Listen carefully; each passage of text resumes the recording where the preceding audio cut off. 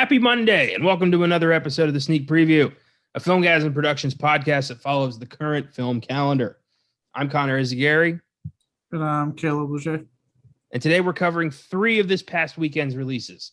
We've got Tom McCarthy and Matt Damon's Stillwater, David Lowery and Dev Patel's The Green Knight, and our primary focus, Dwayne Johnson and Emily Blunt's Jungle Cruise. An interesting weekend. That was, for the most part, pretty good. Nice change of pace. But first, before we get into that, let's take a look at what happened last week in film.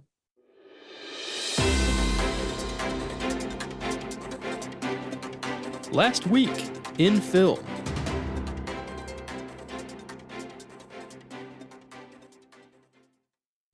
As usual, we've got a shit ton of trailers. In fact, we've got 10. So buckle up. I don't know what it is, maybe because award season is ramping up, but we are getting more trailers every single day. I love it. I also hate it, but I do love it.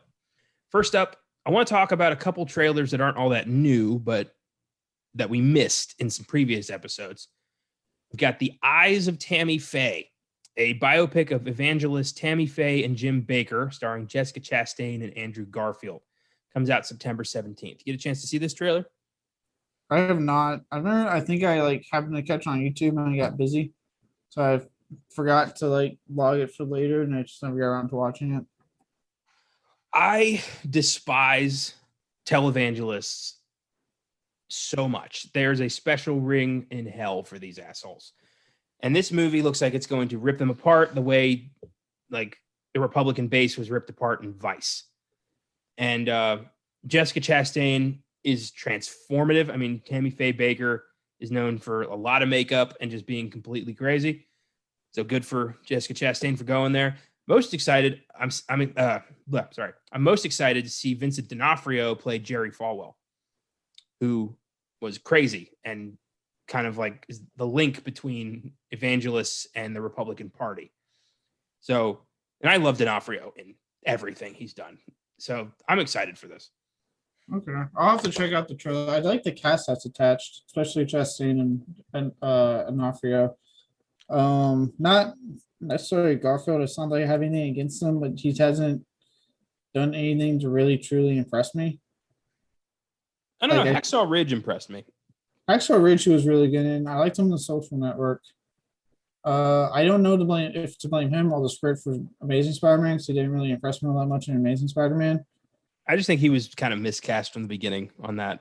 Yeah, he had the quips. I'll give him credit. He had the quips, but he didn't fit the role of a nerdy Peter Parker. See, I feel like Tobey Maguire was a decent Peter Parker. Andrew Garfield was a decent Spider-Man. And Tom Holland can play both sides of the coin extremely well. Yeah, I agree with that. Yeah, my heart still goes to McGrath, so let's not get that. I know. I'm shrewd. I love Tom Holland, but I was 8 when that first movie came out. So, next film, Coda, which tells the story of a singer who comes from a deaf family. Hits Apple TV Plus on August 13th. This looks very sad. CODA is an acronym that stands for Child of Deaf Adult. And her whole family, her mother, her father, and her brother are deaf fishermen, and she's the only one who can hear. So she's kind of make sure, because they need a hearing person to do this job. But she loves singing, and she wants to be a singer, so she has to choose between her family and her career, and it looks touching. I'll see it. I didn't even hear this movie, so first time I'm hearing about it. A lot of these I just kind of find they don't get a lot of attention. I just kind of I see them at the movies or Facebook or whatever. I wish that they got more attention. Next up, Flag Day. Sean Penn directs and stars as a family man who leads a double life as a counterfeiter. Co-stars his daughter, Dylan Penn, comes out August 20th. This looks kind of sappy. Could go either way. It's getting pretty panned by people already. It's currently sitting at a 4.5 out of 10 on IMDb. So I don't know if that's just hate on Sean Penn or whatever, because early IMDb scores always tend to be like trolls. Yeah, I've learned not to trust it before movie comes out. I have actually seen this trailer. This one when I watched, I think like 6 or 7 trailers in like one damn day. This is one of the ones I did watch, and I mean, it didn't really leap out to me. It just seemed like another like run the mill, sappy, story to get you in your feels. Yeah. So I don't. It's not that I have anything against Sean Penn. His movie choices have not really ever like made me go, "Oh my god, I want to check out that Sean Penn movie." Yeah, you're kind of right. I agree. All right, those are the ones we missed from previous weeks. Now on to the new stuff. First up, we got Paul Schrader's The Card Counter, starring Oscar Isaac, Tiffany Haddish, Ty Sheridan, and Willem Dafoe. Looks intriguing, comes out September 10th. This looks interesting. Looks like it could go off the rails, though. Looks like half counting movie, half revenge, like military thriller. So I'm not really sure where to go with this, but I like the cast. So Yeah, I'm on the same mode with you. I like the cast. It looks like an interesting enough story, but like the trailer didn't really paint the clearest picture of what this is ultimately going to be. Like, is it going to be a solid 50-50? Is it going to be more than the other? Like, I'll have to see reviews on this one if I really like it out for it, but it looked intriguing enough. Yeah, I agree.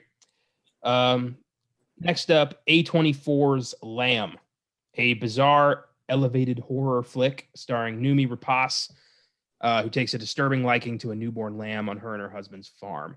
Comes out October 8th.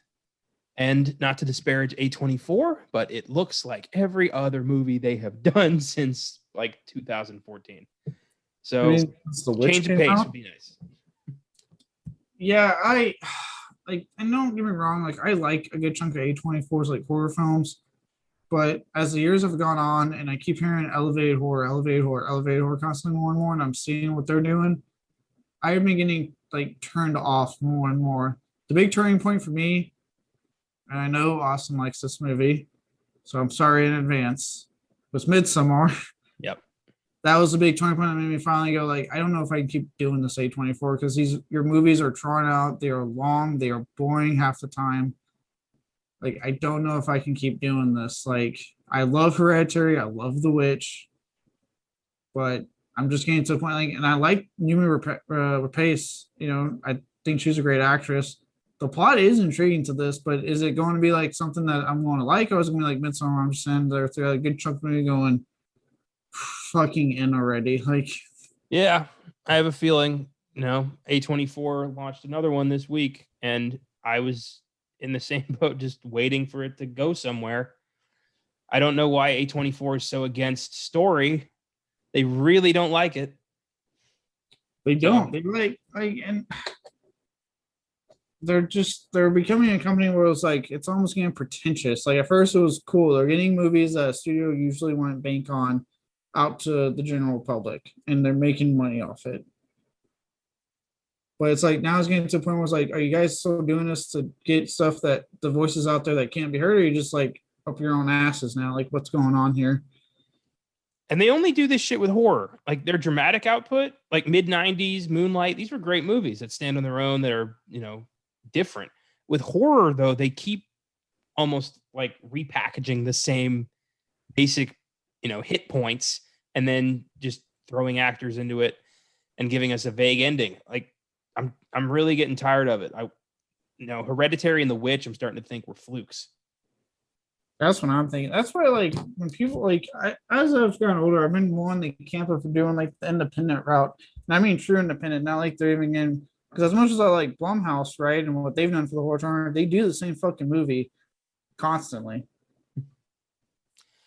Yeah. And I'm just at a point where it's like, yeah, like the things like PG Psycho Gorman or, Hatch and stuff, like the true indie stuff. That's what I tend to be going more towards nowadays. Because at least for the love of fuck, they're trying to be different and do something different and have fun with it. That's a big component, is that A24 films take themselves so goddamn serious. Yeah. They're sucking all the joy out of horror. And that's annoying. I think we talked about, Austin and I talked about this when we did Saint Maud, which was, again, the same fucking thing. And there's nothing wrong with a psychological horror film. There's nothing wrong with being creative or being visually interesting. Just, don't forget that people are going to see these movies to be entertained. Like, don't forget that people, want to be entertained. And if they're just going to sit there for 2.5 hours just watching, interpretive, crazy bullshit that doesn't go anywhere, eventually people are going to stop. Yeah. That's why it's like, sometimes people like, now being older, a lot of people like the older horror generations, not Josh. Let me just put that out there, not Josh at least. So now I'm saying older here. They like to shit on like the early 2000s era of like that torture porn and stuff. And I'm like, say what you want, and it's like nihilistic and in your face as that shit was. Dear God, they had more fun than like what A24 does. Like Hills of Eyes, yeah, it's in your face, it's violent as fuck, but it's way more fun to sit through than fucking half of A24's output. Same with Devil's Rejects or the Saw franchise. Like those I'll sit through any day. And keep in mind, those movies have some pretty fucking graphic material in them. True, but you can tell that the filmmaker's heart is in it. You can tell that there's, these are people who grew up with, slasher flicks and wanted to do something of their own. Whereas the A24 films, at least the ones I've seen, seem to be like, I want to make a horror film, but I want to make a drama too. And instead of just making 2 films, I'm going to make this one film that makes no sense. Yeah. And even then, like the directors that get like Ari Aster, Hereditary and Midsommar, I get the feeling he's not really a horror fan. Like he kind of after Hereditary was like, I want to do this movie, which at the time ended up being Midsommar, right? That's not as horror, but still horror, and then we'll try to get out of it. So I get the feeling that they're getting people that aren't real big horror fans working for them, which is usually, again, or at least give Blumhouse credit, they get people interested in the horror genre that are fans. That's why they attract so much talent on their end. But A24 seems to get people that's not really something they want to do. They just want to make an elevated horror film, air quotes on that.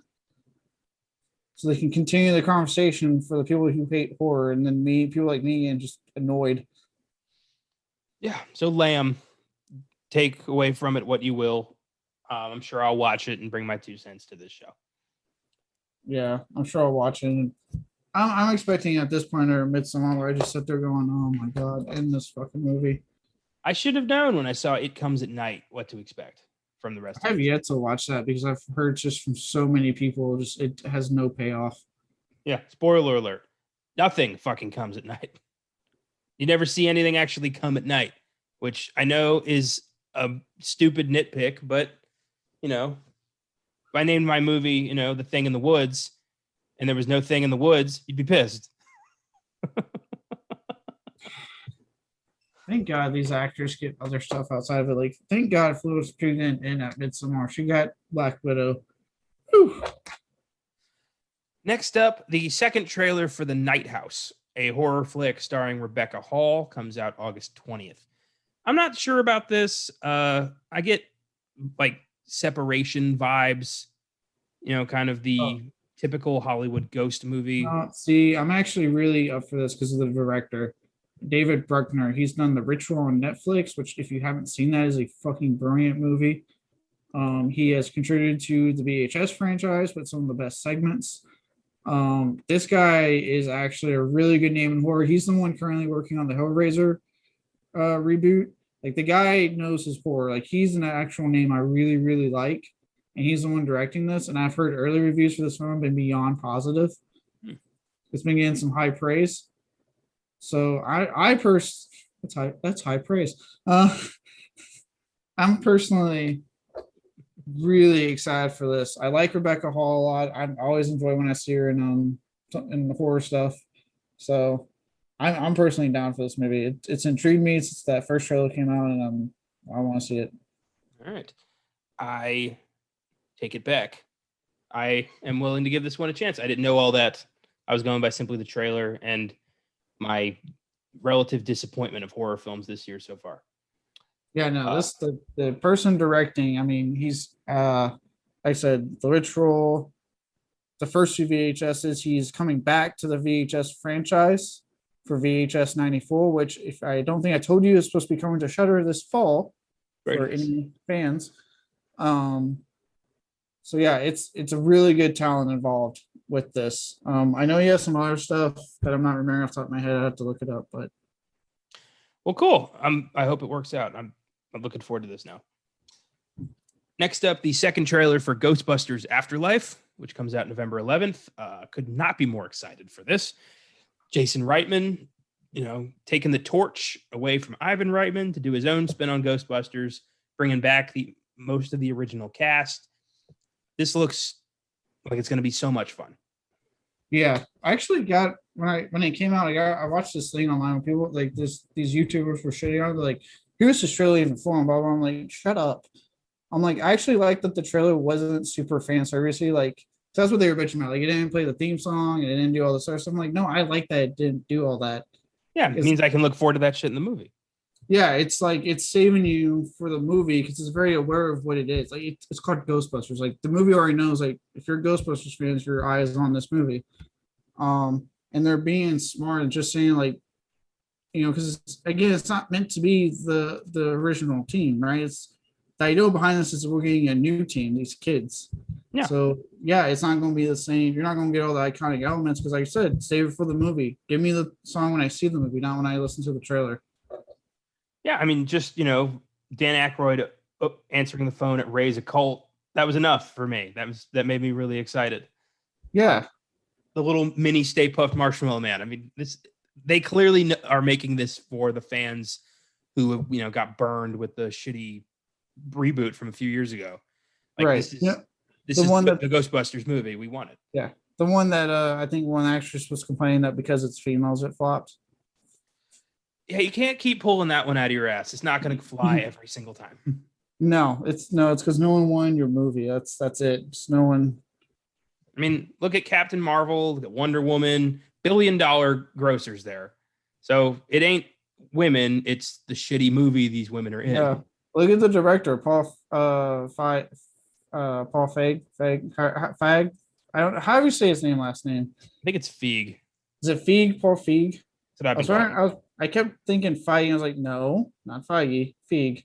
We'll say Feig. But I mean, look at his prior movies with The Heat and Bridesmaids. Those were huge successes. Female leads. So yeah, no, it's not because of females. It's because no one went to your fucking Ghostbusters movie. Yeah, it's because you didn't see Ghostbusters and you didn't give a fuck. So there it is. Could have been anybody. Could have been all men. It still would have been the same disaster. Yeah.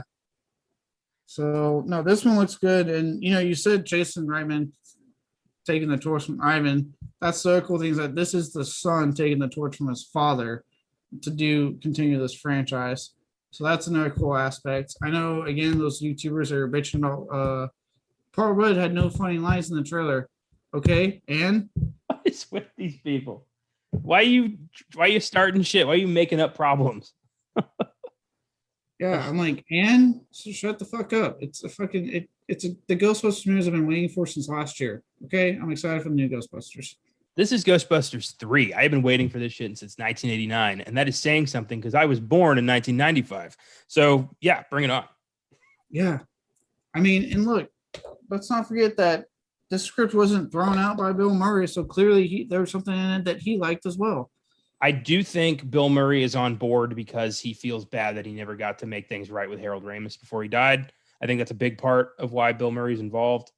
But the fact that they are all involved is so cool. Yeah, and especially like Sigourney Weaver and Annie Potts are even involved. Like, they couldn't get Rick Moranis, but I am holding out hope that he's got a cameo or something.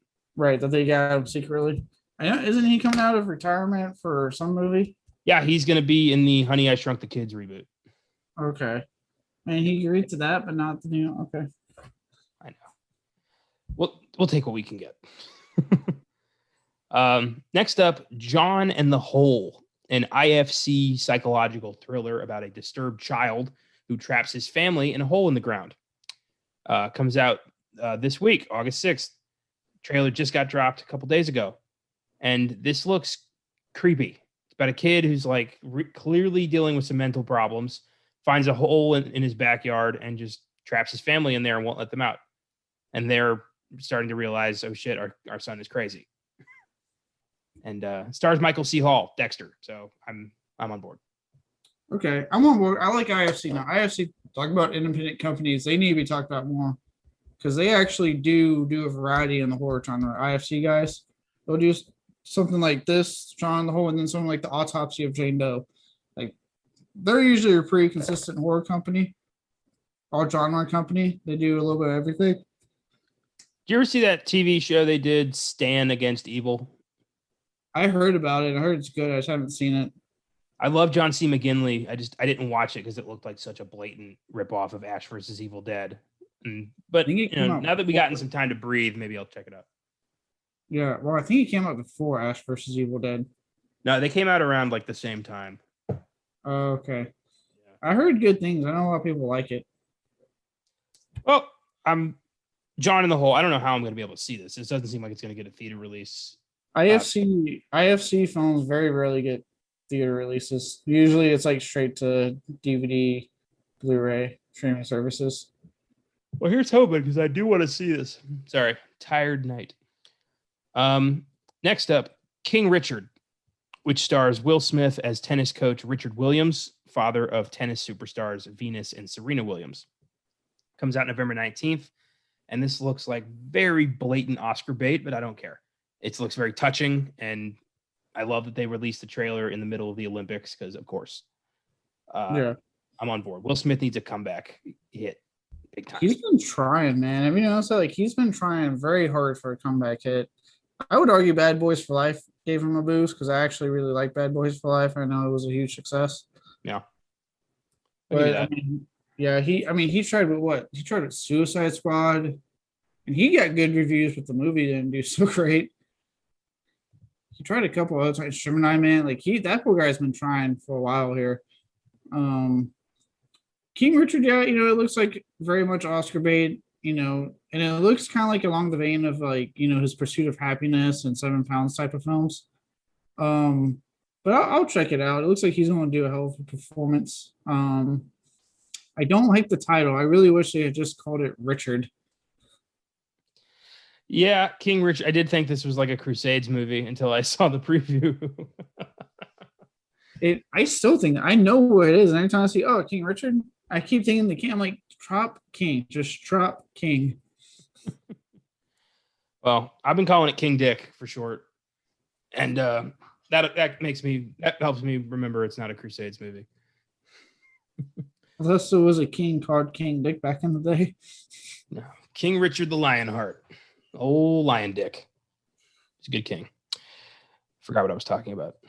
First up, all right. So finally, we've got, and I'm so excited for this, House of Gucci, which stars Lady Gaga, Adam Driver, Jared Leto, Jeremy Irons, Salma Hayek, and Al Pacino as the most powerful family in fashion history. Directed by Ridley Scott, comes out November 24th. And this looks fucking fantastic. Yeah, unlike The Last Duel somehow, this is the Ridley Scott film I'm looking forward to. Like, I saw that trailer and I was like, not my usual type of movie, but fuck, this looks good. It's like the cast looks good. Fucking, what's his name? Jared Leto looks unrecognizable. Holy fuck. I thought Lady Gaga was really good in A Star Is Born, and I'm excited to see that she's about to embark on what seems to be a very successful film career. Probably going to win an Oscar, if not for this, if for something else later in the future. But this looks very intriguing, very larger than life. Definitely going to make a splash at the Oscars. That little bit where she does the sign of the cross and she says Father, Son, and House of Gucci. Like, did you not get chills? Yeah, I did. Yeah, dude, I'm with you. And it's funny because Star Wars Born, I really delayed on watching, so just to not. I was like, this is not my type of movie. The type of movies I like to watch. Yeah, I was like, this is probably not something I really enjoy. I watched it on a whim finally when I was like, let me just see what everybody's talking about. And yeah, besides me, actually really enjoying that movie. Both her and Bradley Cooper are like phenomenal in that movie, especially her. She does such a good job. So seeing her continue. And now she's doing work with Ridley Scott, and it looks like she's going to even blow it more out of the water than she did in Star Wars one. Like I'm in. Like I'm in for this Lady Gaga acting career that she's doing. I think it's pretty bitching. We're getting 3 Adam Driver movies this fall. I mean, we're getting House of Gucci, The Last Duel, and Annette. So he really, really wants to win an Oscar. Stock is right. I guess he's really trying to make up for Star Wars. I don't know what. I don't blame him. But he seems to be following a similar career path to Harrison Ford post Star Wars. You know, there's always one person from these trilogies that becomes so much more successful than everybody else. In this case, it's Adam Driver. And I'm excited to see what he's done. I mean, he's already proven to be just a fantastic actor and a real powerhouse for the next generation of Hollywood stars. And this is just going to add to his impressive resume. Yeah, I'm excited. It's funny that he's doing 2 Ridley Scott films in 1 year. Crazy that Ridley Scott's doing 2 like giant, like career-spanning epics in his this year. I don't know if he's making up for lost time or what. He has to make up for that Alien Covenant that happened. I didn't think it was that bad, Alien Covenant. I didn't think it was that bad, but I also would not put it up there in my favorite Alien films. Well, there's only like 2 good ones. Exactly. Favorite Alien films. Come on. Look, Alien and Aliens, and the rest can go fuck themselves. I mean, Resurrection is just a masterpiece of filmmaking. The only part that is just really cool is when Sigourney straight up, you know, dunks that basket. Or not dunks, but like sinks the basket. My mistake. Like throws it over her head on like the 4th or 5th take. That's impressive. She really did that shit. And I love that Ron Perlman almost fucked it up by being like, wow. They had to cut away real fast because he was like, damn. Completely out of character because he didn't think she could do it. Anyway, Alien. So those are all the trailers. A lot of stuff coming out this fall. What would you say for the fall you're most excited to see? Halloween Kills. Yeah, I figured you were going there. Yeah. I know, it's funny. All these like deep, epic films. What are you looking for, Caleb? Oh, Halloween Kills. Seeing old Michael killing people. It's like that and then Jackass Forever. My top 3 as it stands are No Time to Die, Halloween Kills, and The Many Saints of Newark. I'm so psyched for that. Okay. For me, yeah, I'd say Halloween Kills, Jackass Forever. And as of now, I'm still going to say Antlers. You know, wait. Is there a tie between Antlers or Last Night in Soho? I got to wait for a new Antlers trailer to come out for me to re-pique my interest. Nah, I know what you mean. Let's get in some casting news. Bridgerton star Regé Jean Page is the latest star to take the lead role of the Saint reboot. I don't know why Paramount is banking so heavily on the Saint. Nobody cared in the 90s. Nobody cares now. This doesn't matter who you attach to this thing. Nobody gives a shit. I'll be there just to prove them wrong. Well, Jean Page is like the 4th or 5th actor they've attached to this. It was like, you know, Clooney, Adam Driver. Like a lot of people keep almost doing this and backing out. So I don't think he's going to stay. Probably not. Tiffany Haddish and Lakeith Stanfield are in talks to star in Disney's Haunted Mansion remake. That's cool. They're both really interesting people, really cool actors. I just don't really have a lot of faith in Disney's Haunted Mansion remake in general. Yeah. All right. I'll say when I believe it, but as we'll discuss with Jungle Cruise, like until they finally do something different and stop trying to chase the formula of pirates and just try to do something in relation to the goddamn ride, which is exactly what Pirates did, I'll be down. Well, to be fair, it's kind of what Jungle Cruise did also. What? Pretty much follow the plot to Pirates? Well, to the ride. Yeah, that's why I liked it better. Oh, okay. Well, Haunted Mansion, isn't it just like a fucking haunted house? How do you make a story out of that? I don't know. How did they make a story out of Pirates? Let's be honest here. They made a franchise out of that one, for Christ's sakes. They made a franchise out of the impressive cast and characters they had. That's what helped. But, you know, Haunted Mansion, again, doesn't have the franchise potential that Disney seems to think it does. But we'll see. Maybe this will be hilarious. When you said the franchise was with the cast of characters, so they can get a good cast to play characters we all like. then yeah, we can get a franchise out of it. That's the key here. That's why I think Jungle Cruise could get a franchise because it has a good cast. But we'll get into that when we talk about Jungle Cruise. True. This was cool. J.K. Simmons is in early talks to reprise his role as Commissioner Gordon for the upcoming Batgirl movie. Yes. I like how when J.K. Simmons gets a role in some like superhero film, like he's not ever going to not play that role. Like Marvel's like, we want you to keep playing Jay Jonah, and I'm like, yeah. And then like he gets Commissioner Gordon, DC's like, do you want to keep playing this character? Well, their continuity is so fucked up at this point. It doesn't matter. I mean, they could just, bring Pat Hingle back from the dead. He's Gordon now. It doesn't matter. Just whatever they want. But I thought Simmons was one of the, guys who got the most shafted out of the DCEU. He only got to play Gordon once, very briefly. And I would like to see more. Yeah, even his role in like the Snyder Cut was not that significant. No, he was clearly going to be used more in the future if there was a future, and there was not a future. And then finally, this sucks and sets a very dangerous precedent. Clifford the Big Red Dog has been pulled from its September release date over concerns about the COVID-19 Delta variant. Hopefully not the first of many, but I do remember saying this exact thing about No Time to Die a year ago. So I don't fucking know. This one's tough because like if you look, there's been a lot more pushback on like this variant as far as like shutting stuff down. Like I've seen a lot more pushback on like really like almost a general consensus like we really do not want to shut things down again. So I don't know if like this is just a studio preemptively getting like scared and the other movie's gonna be like, no, fuck you, we're staying as long as the theaters stay open. I mean, it could very much just be, Paramount wants to put it on Paramount Plus or something. It could be that. And that's the thing. Yeah, that's the thing too, is that Paramount's been like this all year. Like I think Mission Impossible how many times has the new one fucking changed its release date and Top Gun 2? Yeah. So and then like what is it? They just randomly out of the blue, the new Paranormal Activity movie just got taken off the schedule.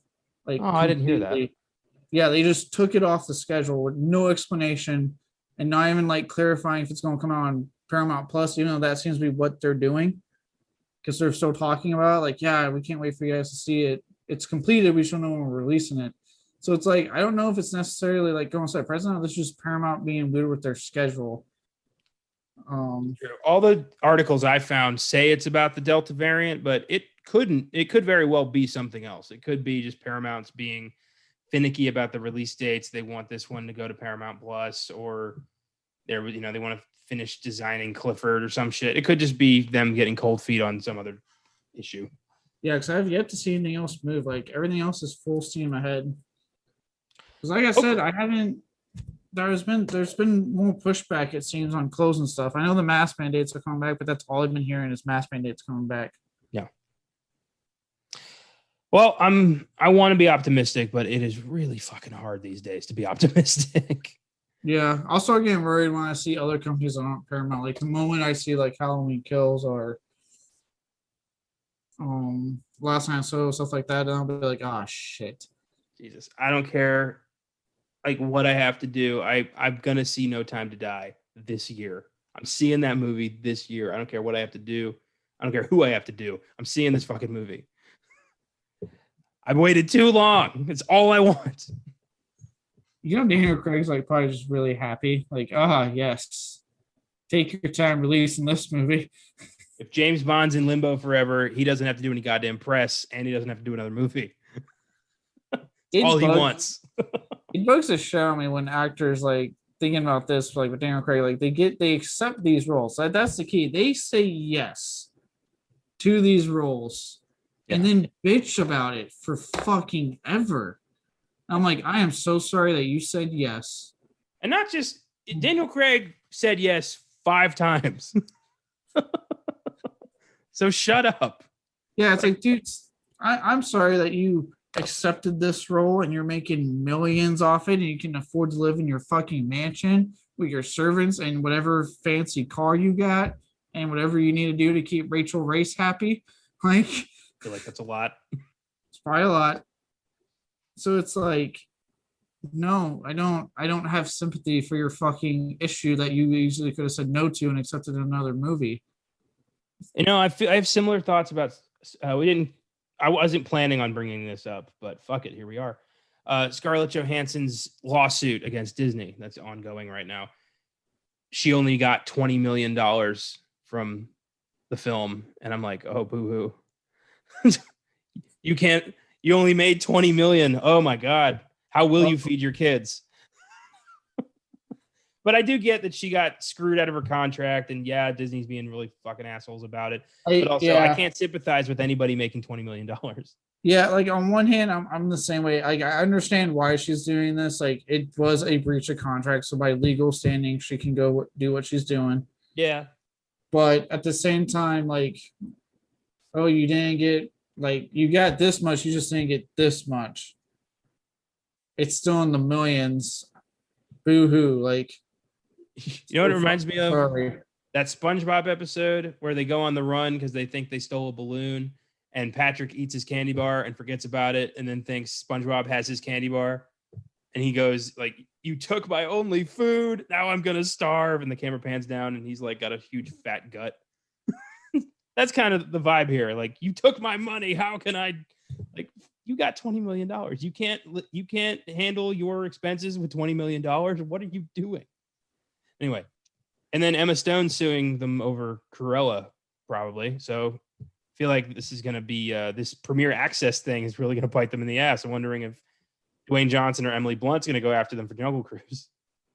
God, probably, because honestly, I am so dead set against that fucking $30 paywall. I'm like, look at HBO Max. Like, none of their films have been flopping at the box office, and they release in theaters. And they release in theaters and HBO Max, but because they don't charge you. So yeah, it's there, but you can still go to the theater and see it. Like, Godzilla vs. Kong was a huge hit. Mortal Kombat was a huge hit. Like, still coming out with huge hits. I'm sure Suicide Squad will be the same thing. So, like, Disney, clearly your $30 paywall is affecting them somehow. Like, this is this gonna be the first time DC defeats Marvel at the box office?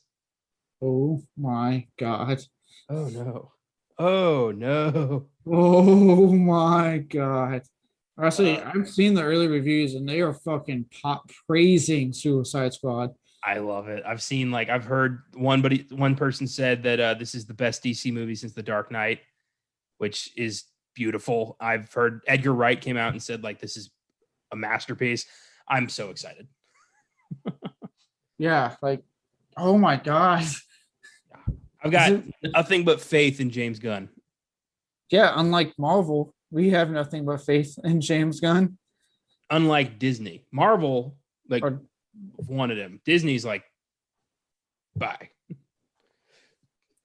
Okay, sorry. Unlike Disney. I've learned to blame the parent companies. Don't hate the player, hate the game. Yeah, I'm about to say, in all fairness, Marvel even had the back of Johansson. Feige was like, no, we support her because they did breach her contract. Although I got to say, it's a dangerous career move to go after the House of Mouse. It is, but I mean, if Emma Stone's going to do it and then this sets a precedent, maybe the key to going after the House of Mouse is quantity. Yeah, but does this mean Emma Stone's going to be booted from Cruella too? Because they don't want to deal with her. But that would be a bad PR move on them. See, what's interesting is that you have to remember, if they boot her because of a lawsuit that she has every legal right to pursue, that does look bad on them. True, but what is Disney really going to lose if they like have some bad press? This is Disney. Yeah, but I don't think they're going to risk that because look at the praise that she got for Cruella. Like, even the people that did not like Cruella praised Emma Stone. It is just weird when you don't see people sue Disney successfully a lot. No. And I'm just saying, like, look, bad press is bad press. Even Disney doesn't want it. Like, I know they probably don't care, but they don't want it. I mean, we're into it with Jungle Cruise with a certain character, but the fact that they have been going so blatantly, like, look, we have female empowerment. We got gay characters now. Look, we're doing what you want. We're giving you that diversity, and they're shoving it into everything. Tells me that they don't want to like. They will not pursue booting her out of a movie because of this. Well, I hope you're right. That would look bad on them, and they're trying everything in their power to look good for the fucking people right now. So before we get into Jungle Cruise, let's talk about our other two movies. You didn't get a chance to see these films. I did. And you're not missing much, to be honest. First up, Stillwater. Tom McCarthy, Oscar-winning filmmaker behind Spotlight, helms this one, which Amanda Knox recently came out and said that ripped off her life story. And honestly, if I were Amanda Knox, I'd stay the fuck out of the spotlight right about now. But isn't this movie about Amanda Knox? Not in name. It shares a lot of similarities. The filmmakers are kind of saying like, "Oh, we didn't mean for that to happen," but you watch it and you're like, "Yeah, sure." Matt Damon plays Bill Baker, a oil man, tough guy from Stillwater, Oklahoma, whose daughter is arrested for murder in France and imprisoned. And I might spoil. Are you going to see this? I'm not rushing to see it, so. Do you want to? Should I say whether or not Abigail Breslin is guilty or not? She ends up being guilty, doesn't she? Yeah, she fucking did it. Yeah, I just spoiled it myself because I could tell by watching the trailer. I was like, she probably ended up doing it because the trailer, the trailer sets it up for like clearly the movie's going in where she did it. Matt Damon proves shit, and he's going to end up redeeming himself with the foreign family that he is connecting with. Am I off the mark here at all? Damn, well done. That's pretty on point. He does fuck up his relationship with the foreign family. Because he straight up kidnaps towards the end or like halfway through. I was like, towards the end of the movie, does he fuck it up, or like halfway through, so they're still redeeming it to be done at the end? Towards the end. Okay. So what happens is Abigail Breslin is insisting this guy she met stole her purse and then broke into the apartment and killed the roommate. And everyone's like, that's horseshit. But Matt Damon's like, she's my daughter. And he decides to pursue the lead himself since her lawyer said, this is nonsense. I'm not pursuing this. So what he does is finds the kid and towards the middle of the movie, fucking kidnaps him and locks him in the basement of this apartment complex he's been staying at with the girl and her daughter, who he starts becoming kind of like a father figure to her. And that's very touching. It's a very nice part of the movie. He gets a DNA test done with a private eye cop. It just occurred to me that kid fucking disappeared halfway through the movie. We never saw him again. All right, that's a bad. Anyway, the cops find out that he had a kid in the basement. The kid's gone, so there's nothing to prove it to. But the French woman's like, "Is this true? Did you have my kid lie to the cops?" And he's like, "Yeah." And so she kicks his ass out. And this new DNA exonerates Abigail Breslin. They go home to Stillwater, and then he confronts her with a detail, and she's like, "Oh, I'm so sorry. I didn't mean for her to end up dead." And it's a whole moment where she reveals that she hired the guy to scare the roommate to get her out of the apartment, but the guy went nuts and killed her. But it's still Abigail Breslin's fault, and she's a pretty irredeemable bitch the whole movie. She's a pretty bad person. Like, she's, calling her dad a fuck up despite the fact that he's the only one who believes her. The only one who's standing by her, who's flying from Oklahoma to France every 2 or 3 weeks to like do her laundry and talk to her. And yeah, it's pretty, she's a sociopath. But the positives, Matt Damon and Abigail Breslin were fantastic. They were great. It's a very interesting story. It doesn't go in every direction you think it's going to go. It dodges a lot of cliches, which I appreciated. And it says a lot about America's kind of, how Americans are viewed overseas and vice versa. So I gave it an 8. I did like it. It was a little too long, almost 2.5 hours, which was unnecessary. And I didn't know that when I went to see it. Yeah, I'll get to it at some point, but like I was saying before we recorded, I'm finishing up Invincible, or I guess I'm watching Invincible. I can't say finishing up an 8-episode season when I'm on episode 3 currently. Um, but I'm watching that, and once I'm done with that, my intention is gonna be like catching up on the movies I missed out on because of deployment, and obviously my game collection. Maybe get through Resident Evil Village a little quicker here. And because of that, I probably won't rush it. There's a lot more interesting movies that I'm dying to watch, like Freaky, Unhinged, Alien Extraction, things like that. Boss Level, that's on my radar because you've been praising it to me. But I'll give it a chance one day. I mean, I like Matt Damon a lot, like the rest of America does. Yet another movie where you just shouldn't fucking travel with this guy. Yeah, don't travel with Matt Damon. You mentioned something in your review that kind of like this movie sheds light on like how we view foreign countries and how they view us. Like, how does it do that specifically? But so I'm curious on that. 'Cause I'm curious on seeing more movies that actually show how we are viewed. Well, everyone's always asking Matt Damon, like, did you vote for Trump? Do you own a gun? Like, they see him, Trumpers are kind of what Americans are seen as across the country. Across the world. And Matt Damon points out, like, I didn't vote for Trump because I can't vote. I'm a felon. But he still owns guns, which is interesting. Yeah, you're not supposed to own guns if you're a convicted felon.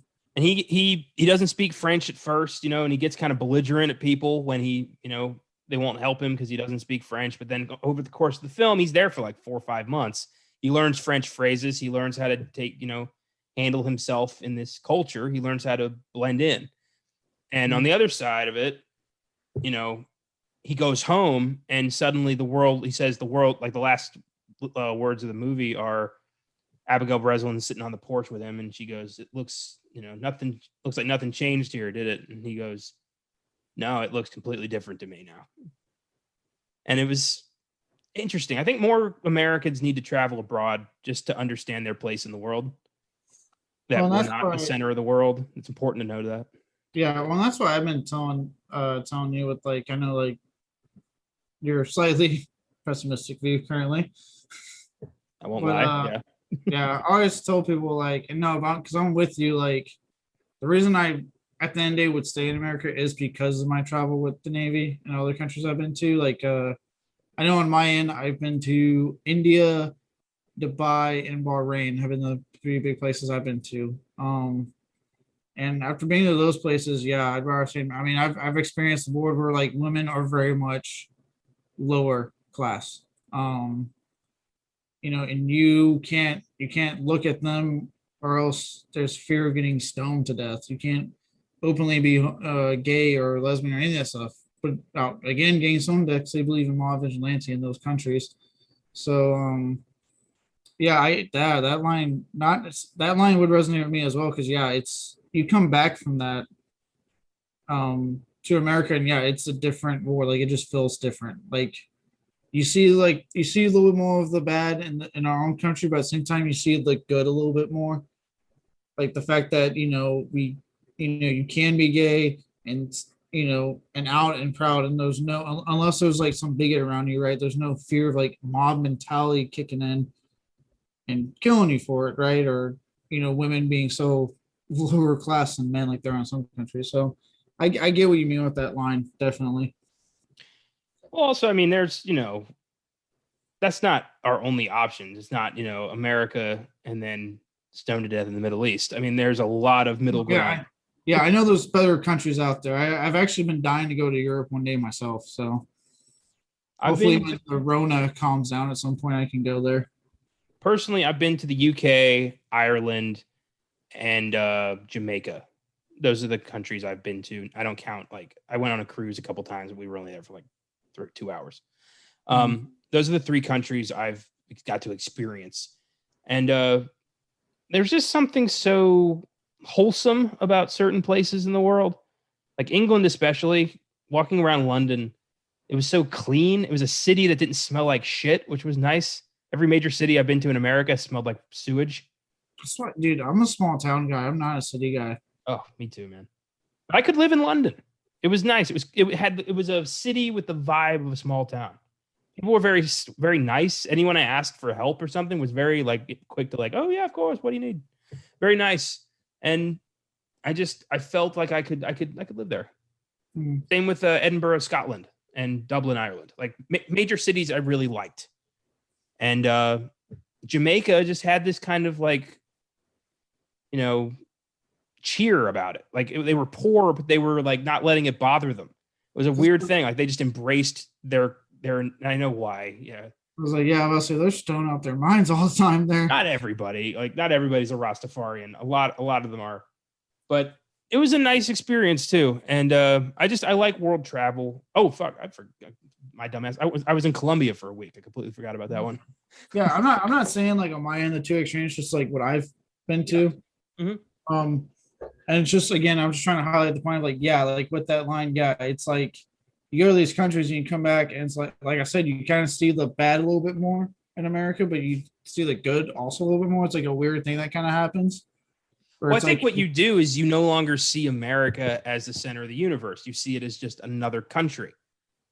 And that's important. We need to remember that America is not king of the world. We're just, another part of it.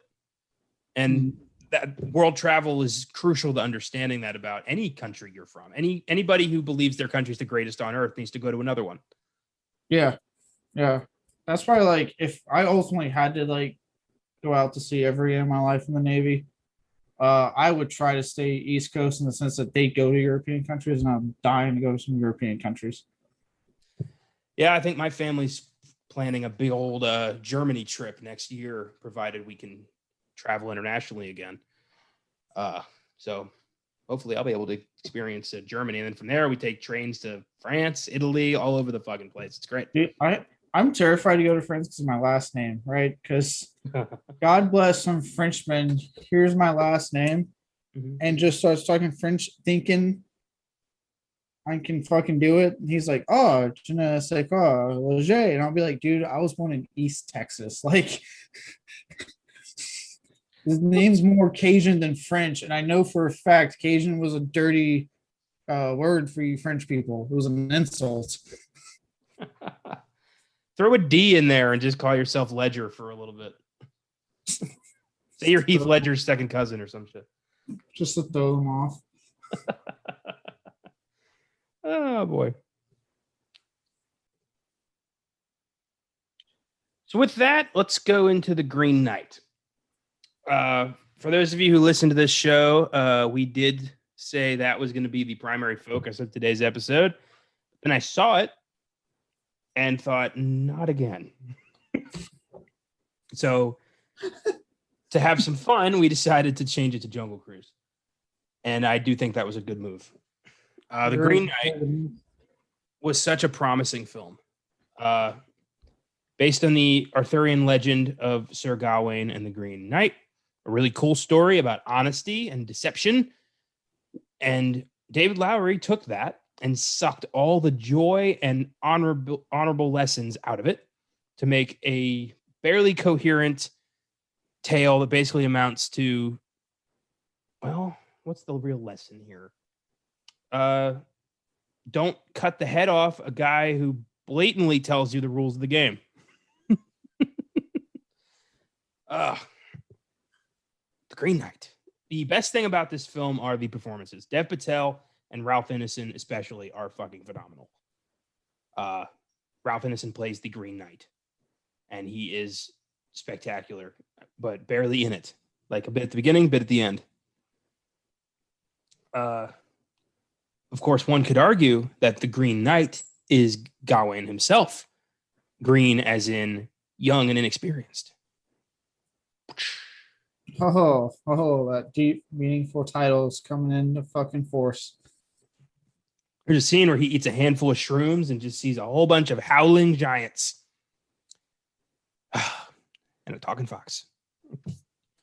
There's so many like side quests in this movie that don't need to be there, that are just there to pad the runtime. They don't they don't lead into anything. There's no like, there's a whole scene where Alicia Vikander jerks him off in a castle to prove to him, like, hey, you're not a knight. A knight would never let me do this. It's such an odd scene. A knight would never let a beautiful woman touch his erect penis and jerk him off. Okay, yeah, you're right. I'm not a knight then. If Alicia Vikander that man be like, yeah, you're right. Just keep going. Don't stop. Well, also, it's heavily implied that he's gay. He can't hold an erection with a woman unless he has this magic belt that immediately makes him stand at attention. This is a real thing in the movie. Why is this part of the plot line? I also heard like the review. I read the review on IGN. They really reference how sexualized like Alicia Vikander's character is for some reason. Like I was like, is this a significant chunk of the movie or something that Yes. warranted talking about? Like she's overly sexual or something? So about halfway through, Gawain ends up at this castle where Joel Edgerton is lord of the castle. And he's like, come, my friend, sit at my table and ye shall be merry. 'Tis almost Christmas. It's a whole thing. And his wife is Alicia Vikander, and she is just like, she's eye humping him the whole time. And he is a knight, and a knight is above such things. Chivalry. And eventually she goes into his room and gives him this magic belt that his mother had given him earlier, but then had been stolen by bandits. His mom's a witch. And it's implied Alicia Vikander's a witch as well, and gives him the same belt and puts it on. And all of a sudden, yep. And then she jerks him off, and then he's like, you're not a knight. And then walks out. But now he's got this magic belt. The story, the actual story, is so much more like the Green Knight is revealed to be like a transformed Knight of the Round Table who's been transformed by Morgan Le Fay and was never actually going to hurt Gawain. It was all a lesson in honesty, and all that's gone from the movie. I heard something like they were saying like Morgan Le Fay is very much like Dev Patel's mom, but they just don't fucking say it in the movie. Yes. They never called Sean Harris Arthur either. But he's pretty much Arthur.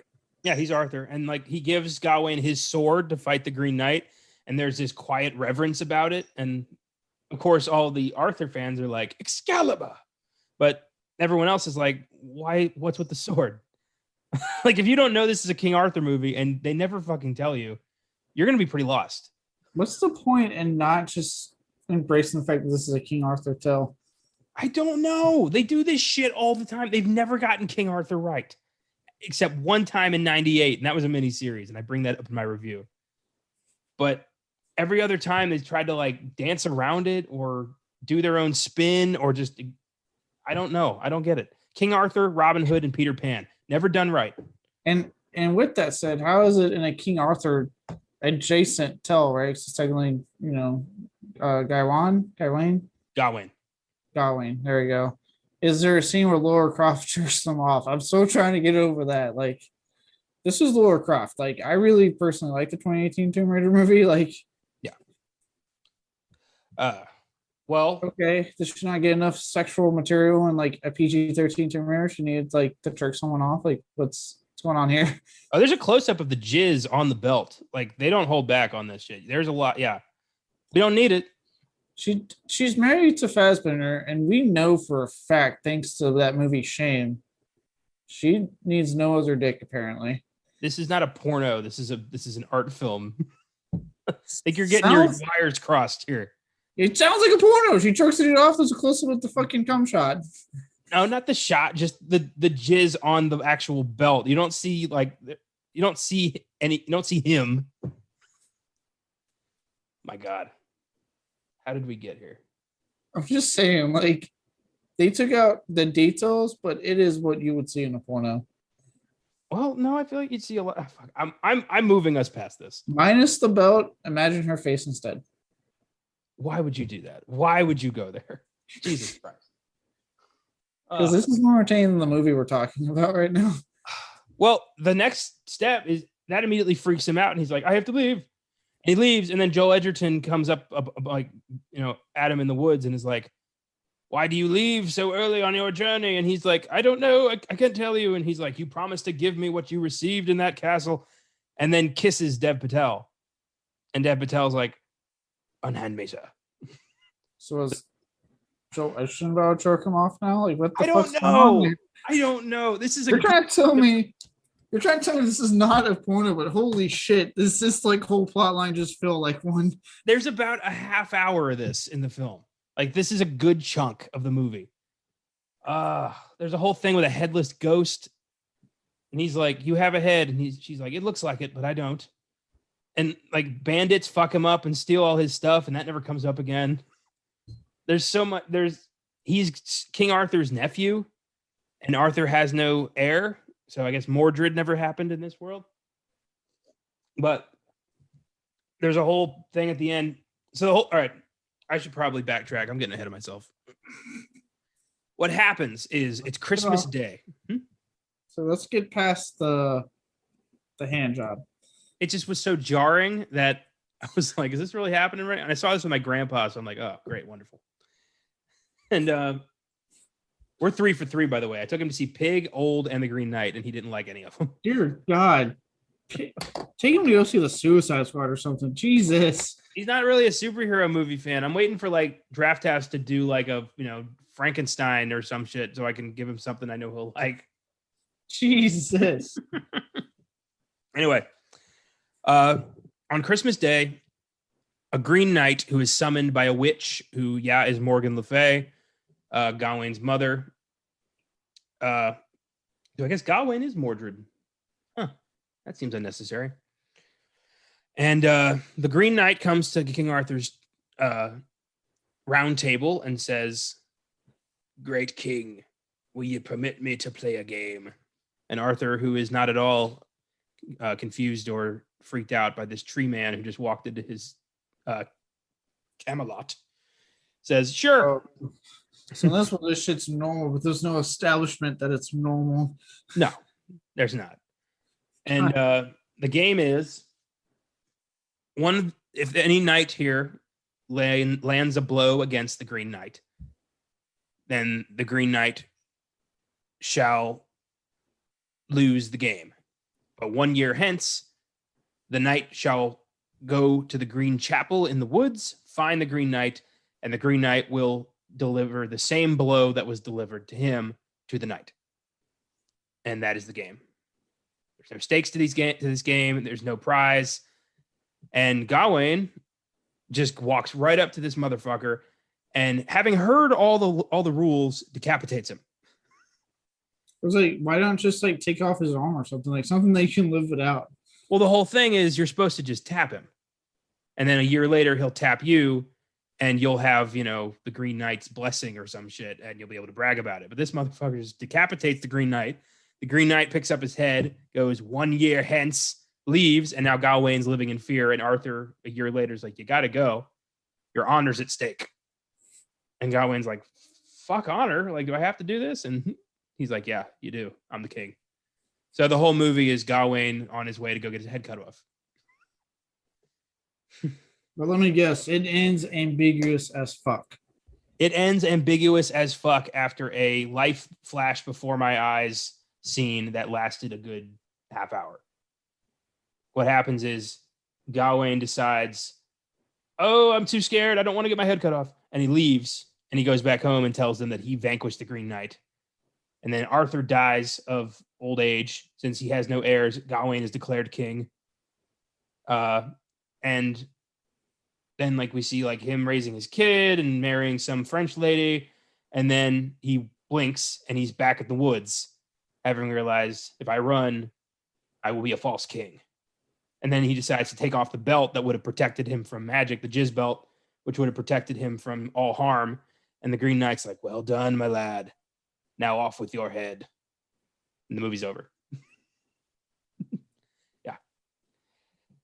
I don't, God, see, these endings are pissing me off. At first, it's like, all right, because you can say what you want, but the witch and Hereditary had pretty clear cut endings, right? I don't have any beef with an ambiguous ending. You just have to earn it. And Yeah, that doesn't this feel movie earned. didn't earn it. Like the way it sounds like the rules were set up, and the movie should end where either he somehow beats the Green Knight and becomes the actual king, or gets his head cut off at the end. You know what I mean? Like that's what we should have seen. Well, the story, the legend of Gawain and the Green Knight, ends with the Green Knight. Like all that happens, he takes the belt off, and the Green Knight says, "Well done," and then taps Gawain on the head and says, "Like I was never going to kill you, lad. I'm one of Arthur's knights turned tree by Morgan Le Fay." And Gawain helps him find his way back, and earns the tale. Earns Arthur and the knights respect. That's the whole point of the story: is be honest, don't lie to your friends, and help a tree out when he needs your help. But the movie abandons all the life lessons and just gives you this visually stunning but ultimately empty fantasy thriller. So 7, thanks to the performances and the production design and visual effects. Like I think this for sure is going to score some makeup nomination, production design nomination at the Oscars, maybe score. I think Ralph Ineson should get a Best Supporting Actor nomination for playing the Green Knight. He was magnificent. So there are things to like about it. Just story-wise, this thing suffers. Okay. And also, I guess that's what happens when they want to spend 30 minutes on a hand job scene. Dear God. It's the hand job scene itself is like 5 minutes long, with the build up to it and the aftermath is about a half hour. The 5 minutes is still too long for hand job. Even pornos do not take that long on hand jobs. Not that I would know. You're really holding on to the hand job, aren't you? Really holding on to this one. Yeah. Really can't get your fingers off of this one, huh? No. Really trying to wrap my brain around it. You just can't quite grasp it, huh? No. I'm done. It could be because it's Alicia Vikander. I think she's hot, so. Yeah.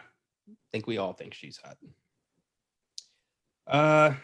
So the Green Knight, yeah, not at all what I expected. I thought, again, just like A24 does this all the time, misleading as fuck trailer. I don't like that either. A24, I feel like they have to trick us into seeing the movie a lot of times. Yeah. I feel like it's getting to the point where they know that audiences just don't care that much, so they're just tricking us into seeing the movie. It's infuriating. Well, that's Stillwater and the Green Knight. Still better than last week. This is true. God, last week I have described to people like what makes Old so awful and made them laugh in my description of it. Yeah, I've thought about it and I keep picturing M. Night's face on a dartboard and me just chucking darts at it at this point. I really don't like him anymore. I love to describe to people how the camera is in that scene. Like, I'll be like, imagine you're just a guy with a camera just standing in the middle of a group of people, a circle, if you will, and he just keeps spinning. He just doesn't stop. Oh, that's great. Jungle Cruise, the big one, was supposed to come out in the summer of 2020, but the original COVID delayed it to July 2021. It's COVID based on the... Yeah. Yeah, now we're dealing with COVID 2, Judgment Day. COVID 2, COVID harder. Oh, God. COVID with a vengeance. Live free or COVID? I'm not going to say it. It's not a good day to COVID. Good day to die, COVID. Jesus Christ. Oh, anyway. Did you hear the 6th movie finally got officially canned? Just real quick I believe you. I don't think Bruce Willis is quite the box office draw he was in 1988. No. Yeah, I read this past week they finally were like, yeah, we're not moving forward with the 6th movie. That was supposed to be like a prequel and a sequel. So who's gonna play young Bruce Willis? Yeah, they're gonna have like a young Bruce actor play a young Bruce Willis, and then with a storyline I guess correlates to the present day Bruce Willis, but no, considering his lack of any interest in performances, I'm okay with that. Yeah, now they're just gonna reboot it in 5 years with Adam Driver. You know what? If it's someone that brings life to that character, I'm fine with that. Because holy shit, does Bruce Willis just never look like he wants to be there anymore? I don't know why we can't just take Die Hard 1, 2, and 3 and go home and enjoy them. Why do we need more? We don't need more. Hey, I liked Live Free or Die Hard. I would defend that movie. Well, yippee-ki-yay. So Jungle Cruise is based on the popular ride at Disney World, and it is the latest in Disney's attempt to turn all of their rides into franchises after it worked so well with Pirates of the Caribbean. Didn't turn out so hot for the Haunted Mansion or Tomorrowland. We all forget that one. And if the numbers don't pick up, it might not turn out for Jungle Cruise either. The film is directed by Aume Colasera, who has also directed films such as Orphan, Unknown, The Shallows, Nonstop, Run All Night, and The Commuter. And he is currently set to direct Black Adam with Dwayne Johnson once again. Who is this guy, and how has he been making such high-profile stuff for so long? I've never heard this name before. Half the films you named have been Liam Neeson action flicks. You also forgot he directed 2005's House of Wax, I believe. Oh, yeah. His debut, actually, as a director, which is getting like a weird like cult following now. I think it's a lot to do with the whole like Paris Hilton death scene. But I came to hit knowledge of him when I saw Orphan. I really like Orphan. I think that's a really good movie, and I like The Shallows. Actually, I thought that was a pretty good movie. Minus the part where she goes to like back to Texas at the end of the movie, and it says Galveston, Texas, and the water's blue as fuck. And I'm like, you clearly have not been to the Gulf at all. Oh, like that shit ain't blue, motherfucker. He's a pretty decent director. Clearly, he established a good relationship with Dwayne Johnson over this, and Johnson picked him for Black Adam. Yeah, decent film for him. Dwayne Johnson stars as Frank, a riverboat captain with a heart of gold and a fondness for dad jokes. And yeah, great character. Dwayne Johnson. This is our first time talking in depth about The Rock. Can you smell what The Rock is cooking? Yeah, and in this movie, it's bullshit. Pretty much the whole time. Yeah, I'm just glad I got to finally say that line.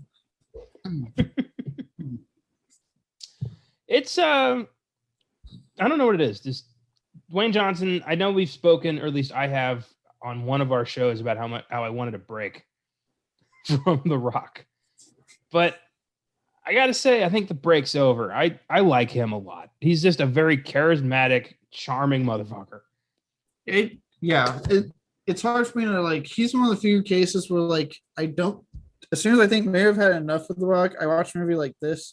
I go, no, I think I can keep The Rock because yeah, he's so charismatic, and he seems like a generally good guy like behind the camera, or offset of movies, and it's just he's just always a lot of fun to watch. He's the definition of like, is he going to be winning any Oscars anytime soon? No, but is he going to give you a fun, joyful performance that'll make you fall in love with his character? Absolutely, almost every single time. You know what it is? It's like in Lord of the Rings, when Gandalf the Grey died fighting the Balrog and Gandalf the White rose up in his place. It's like Bruce Willis sometime in the late 90s just lost the will to act, and all of that charisma he once had like got absorbed into The Rock, and now we have this guy who like just inhabits, like he's got this the heart and soul of an 80s action star, but with the like machismo of a and the physique. Oh yeah, dude, he's like, if Rambo and Rocky somehow got like smushed together in some weird Frankenstein experiment and were like injected with like Samoan genes, we got The Rock. Yeah. Well, I think that's another thing too. Like, he really, like you said, he has like a lot of 80s action star qualities about him. Yeah. And I also like that he also has a lot of 90s qualities, like 90s horror quality characters about him, that he's very self-aware of himself, and he has no issues making jokes. Like for a long time now, he's constantly made jokes about his physique, his personality, and a lot of his movies. Like that's been a running thing. So he's very aware of like what we view him as, like a performer, as an actor, and he has no issues making fun of it and rolling with it, and that's something I really do appreciate a lot when I watch his stuff. He's a fun dude. And I like that he has really developed a impeccable comedic timing. He's really, really good at comedy. And his chemistry with Emily Blunt was fantastic. I really liked his character. I was not expecting the very dramatic and entertaining backstory of this character. The whole Francisco thing. Oh, yeah. Yeah, that wasn't good. It kind of bogged me down a little bit for me. Kind of slowed it down a bit. I was like, all right, you're like a little over 2 hours, maybe. Come on. I disagree. I love those scenes. I thought the use of Metallica's Nothing Else Matters was really cool. I thought that's what they were playing. I was like, Yeah. I remember the movie, so I was like, I know this song. This is not an original piece of music. No, that was Metallica. And I thought it added to, like, it made this really sad. It made the conquistadors' story really sad. And I was impressed with that. I thought using Count Lopez de Aguirre was risky. I mean, that's a real character. He was played by Klaus Kinski in the film Aguirre, The Wrath of God, 1972. He went mad in the Amazon looking for El Dorado. I might actually be related to him, which is pretty sweet. He's got a version of my name. Anyway, using him in the movie was interesting, but it worked. And we'll get to Edgar Ramirez in a bit here.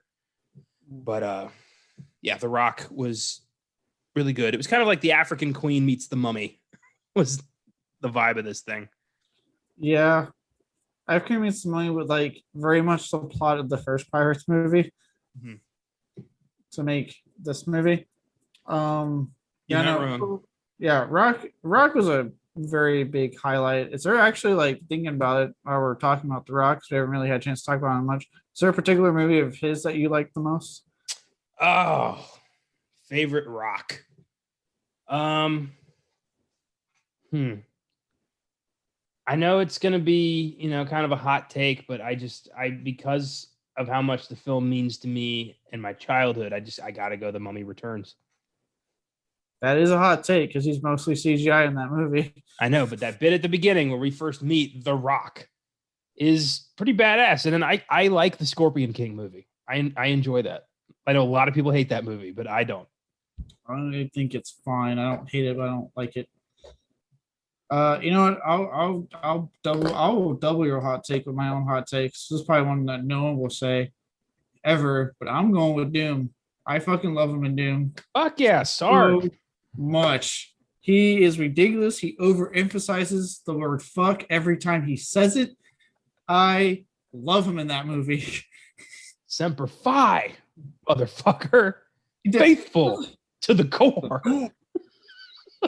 Like every time he says fuck, like those are scenes like when like the thing's stuck in the wall and he goes, then what the fuck is that? Like it's like the fuck is really emphasized. It's like I'm trying to really be like an actor here. My favorite moment is when he finds the BFG and he just picks it up and he just goes like, oh shit. And then just keeps walking. How do you not love Doom? It knows exactly what it is. It's so stupid, but it's so much fun. It is cheesy fun, and I will forever love The Rock in that movie. Oh, yeah, definitely. We've talked about him. When we did F9, we brought up Hobbs. One of my favorite Dwayne Johnson roles, definitely, especially Fast Five Hobbs. Yes, we keep saying some bitch. That's a special, unique Hobbs with the goatee and the baby oil and the some bitch. They're like constantly dropping out Southern accent. So much baby oil, like holy shit, he is glistening in every scene he's in. I remember supposedly that whole line at the end of the sixth movie when they're like, "Oh hey, hide the baby oil." His comeback was actually not in the script. He just said it. So when Ludacris spit out the beer, that was a real reaction. Yeah, that's great. I love him in his brief bit in The Other Guys with Samuel L. Jackson. Oh, he was great in that. as the rock star cops. Aim for the Aim for the bushes. bush. You know what? I'm gonna go with an early take. And I actually really like one of his very first films, Walking Tall. I love Walking Tall. It's been a Him, minute since I saw that, but yeah. yeah. Him and Johnny Knoxville were amazingly a good team. Oh, dude, the fucking rundown. Oh my god, yeah, he was great with Sean William Scott. When they're being attacked by the monkey and it starts humping his face, and John William Scott's yelling, "Establish dominance."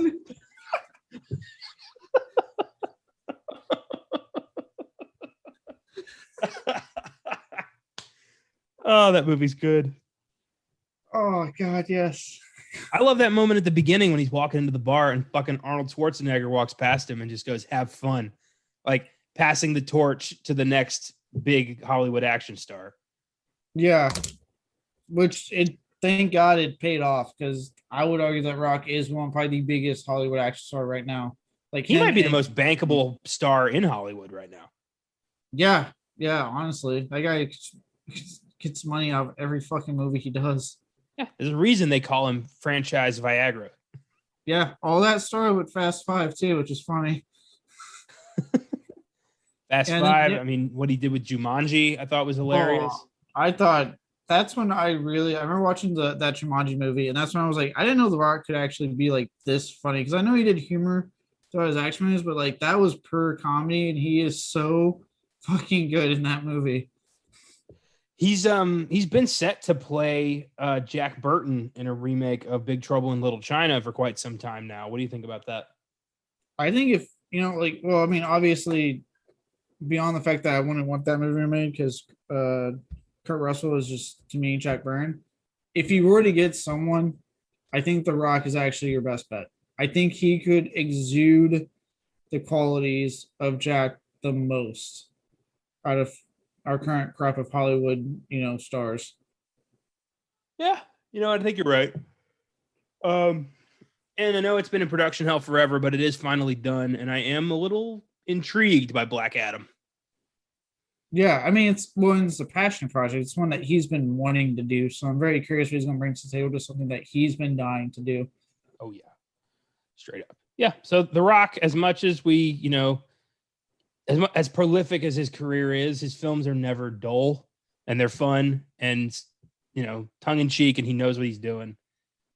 And he kind of paved the way for wrestlers to be movie stars. Yeah. Without him, we don't have Dave Bautista and John Cena doing the thing. Yeah. They're both proven to be great in their own areas, right? Like John Cena to me is funny as fuck. I love when he pops up in the comedy. Yeah. I can't wait to see him in Suicide Squad. The Peacemaker. Peacemaker. What is it that when he asked that question at the meeting? Is that code for a butthole? A butthole? No. No. I love when he's explaining his motivations. Like he loves peace at all costs, and he doesn't care how many men, women, and children he has to kill to get it. Like, who the fuck is this guy? I like in the very first show when he's talking about what he would do to like bring peace. And he's like, if this island was full of dicks, I would suck every single dick to do what I need to do. I'm like, Jesus Christ. This is James Gunn's chance to basically make an R-rated Guardians of the Galaxy. And I'm so psyched for it. I really am. Even the actor said that apparently DC said, do whatever the fuck you want to do. Like, that's what they told James Gunn. That's what they should have told every director they've had. Just do what you want to do. I think the only reason they did the James Gunn is because they really wanted the best from Marvel. They were taking advantage of a situation that they were like, oh, we have an opportunity here, guys. Oh, I got to say, that was good planning on their part, because now we as fans get the Suicide Squad and the eventual Guardians of the Galaxy 3. So everybody wins. Yeah, and the Guardians Holiday Special. And the Holiday Special. So good. Emily Blunt plays Lily Houghton, an explorer who has dedicated her life to finding the Tears of the Moon, a mythical plant that can heal all wounds. And I was surprised at how funny she was in this. Yeah, look, I'm going to try not to gush. I think I made it very known my crush on Emily Blunt. God, I can't talk. But I've always liked her in all like seriousness. Like I liked her in Edge, Live, Die, what the fuck they want to call that goddamn movie? Edge of Tomorrow. They can change the name of it as much as they want. It's fucking Edge of Tomorrow. Yeah, I liked her a lot in that. I like her in the Quiet Place films. I haven't seen Mary Poppins yet. I heard she's actually not too bad in it. So she's a solid actor. She's a really good actress. But yeah, until this, I've never really seen her do a lot of comedy or like really get all loosey goosey. And this one, I don't know if it's Skin being paired with the fucking Rock here. He just seems to always bring out the best in his co-stars. She loosened up and she was a lot of fun. She had a lot of really funny moments with the Rock, with the Jack Whitehall playing her brother, like a lot of really good moments. I really liked her in this, and I actually legit hope it's successful enough for me to see more of those two at least. I loved the dad jokes that Dwayne Johnson was constantly doing and just making her like, ugh, the whole time. Like even when they were about to, like when they were being like led into, cannibal territory, and he's like, it's a terrible place to be headed. And they're just like, oh my God, really? Yeah, and what's funny is that the payoff of that scene is that it was all a thing on his end, but at the time we were thinking, is he really making a joke right now? Apparently that's what they do on the ride. Like the people who do the boat ride, they do those jokes. So that's part of the ride. Oh, okay, that was actually clever then. I laughed when she kept calling him Skippy because as someone who's in the Navy, the last thing you ever call a captain of a boat, right, is Skippy. Skipper is the official term. So the fact that she was constantly someone going, all right, Skippy, and his little like, it's Skipper. Yeah, I love his complete change in demeanor, just like, you don't call me Skippy. It was great. I loved the natural development of their relationship. I thought that was good. It actually felt like organic, which was nice. I wasn't expecting that. Yeah. He kept calling her pants. I like when she kicked the engine when she's like, you just gotta give a little boop, and she did that really weird thing with her fucking face and it just kicks it. I like when she like takes off her clothes to dive into the water and he's like, are you wearing pants under your pants? And she's just like, shut up. Like when she gets in the water, she's like, oh my God, that's a leg. Oh my God. Like, it's my leg. Oh, right. Sorry.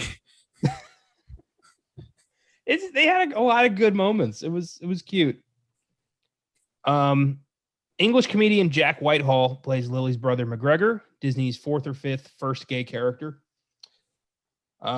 Whitehall is perhaps best known for his popular Netflix travel series, Jack Whitehall Travels with My Father, in which Whitehall and his father, Michael, travel the world and get into silly cultural situations. And I've watched this, and it's actually pretty damn funny. It's Jack Whitehall and his like very uptight, proper English father just getting into ridiculous situations across the globe. Okay, that's good to hear because I thought he was actually like really funny in this. Yeah, especially the scene when he was like, "You want my stick, Frank? I can give you my stick." Nope. All right. Well, the offer is still on the table. I like when there was a throwaway line where the Rock keeps like chucking his luggage into the lake, into the water, and he goes to confront him, and he's like, "My God, there's a lot of you." His little throwaway lines were good. Yeah. The only issue I had is, again, I was kind of, I don't know, I don't want to fucking piss people off here, but I'm getting real tired of Disney's first gay character that they keep pulling for every fucking movie now. It is, yeah. As soon as he gets to that scene and he's basically coming out, I was like, okay, Disney, stop doing this. Okay, we get it. You're fucking diverse now. We get it. I get it, Disney. You're in with the 2021 crowd. I get it. Also, Disney, you seem to forget that some of your films take place during times, historically, when it was not something you did because there was fear of like legit violent repercussion. Well, that comes up in the movie. He says like he lost everything because he of who he loved, and his sister was the only one who stood by him. And Frank doesn't give a shit because he's a 400-year-old ghost. Yeah. I was like, this was probably one of the better handled ones. It was just like, I remember as soon as it came up, I wasn't trying to be that guy to be like, oh goddamn, but I was like, oh god damn it. I was like, Disney, like stop putting it in every movie and claiming it's your first one. Holy fuck. I don't mind. I don't care that it's in the movie. I don't care that they keep putting gay characters in the movie. I think they should. But I do think it's annoying that they keep claiming it's their first one every single time. That's annoying. Yeah, that's what's getting on my nerves. It's like it's getting to a point to me, like kind of like it was that formula the A24 films we're talking about. It's becoming a formula that it's in every fucking Disney film now, where there's going to be a gay character somewhere, and then at some point Disney will be like, well, that's our first gay character, our first anime gay character, and you're like, holy shit, Disney, stop pulling that card. Just have characters. Just let people be people. Let the characters be organic, whoever they are, whoever they end up being.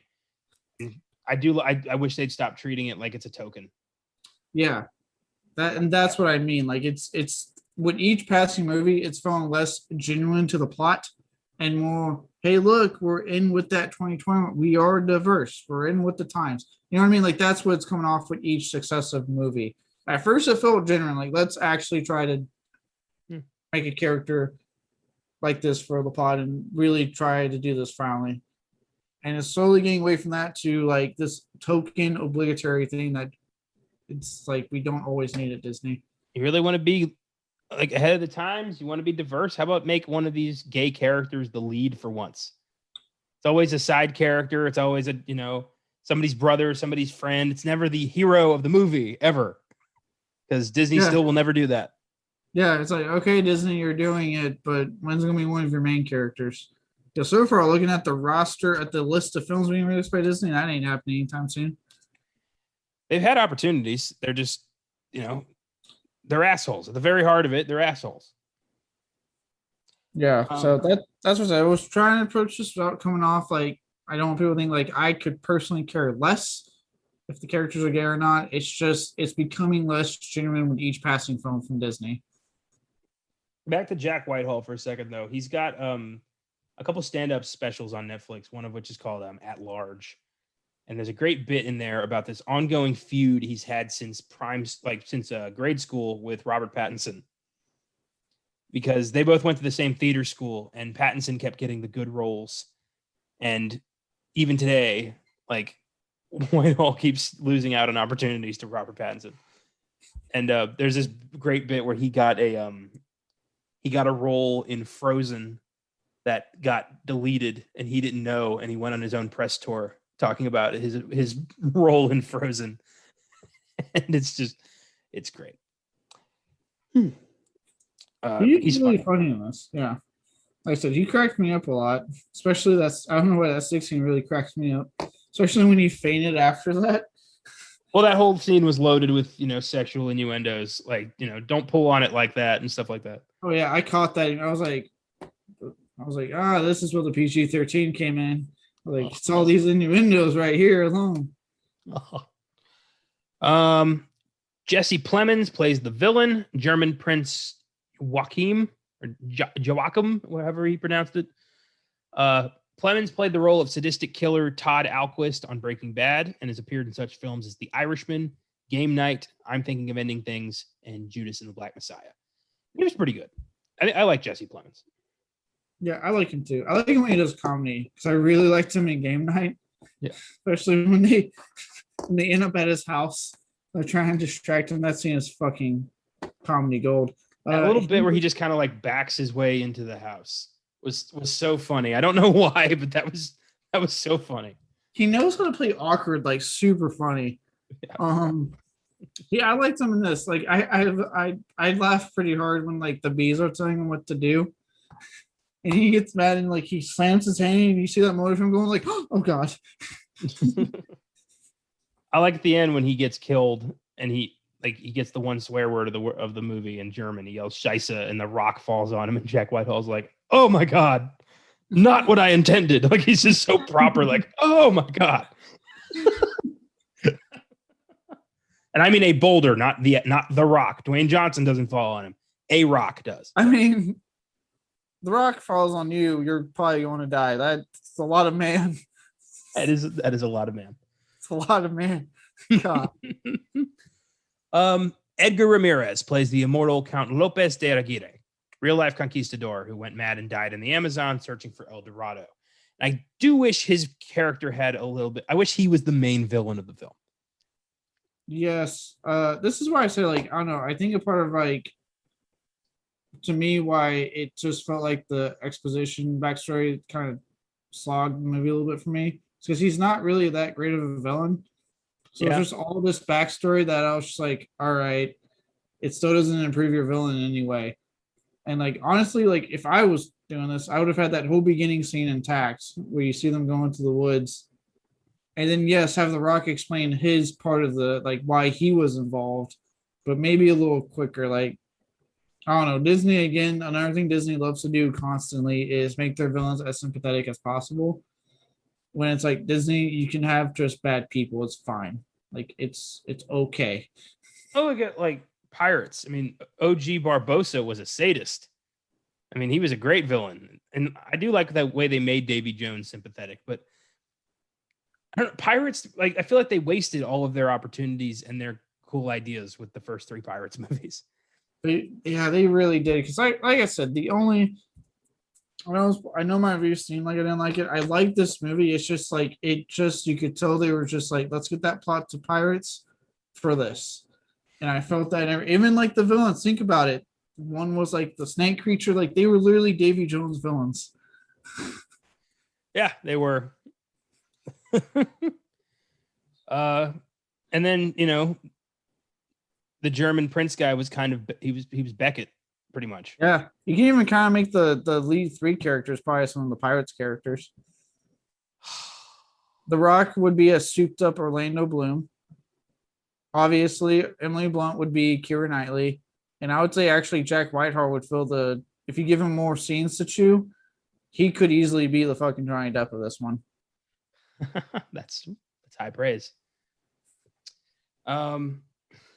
Finally, Oscar nominee Paul Giamatti plays the hilariously Italian boat mogul Nilo.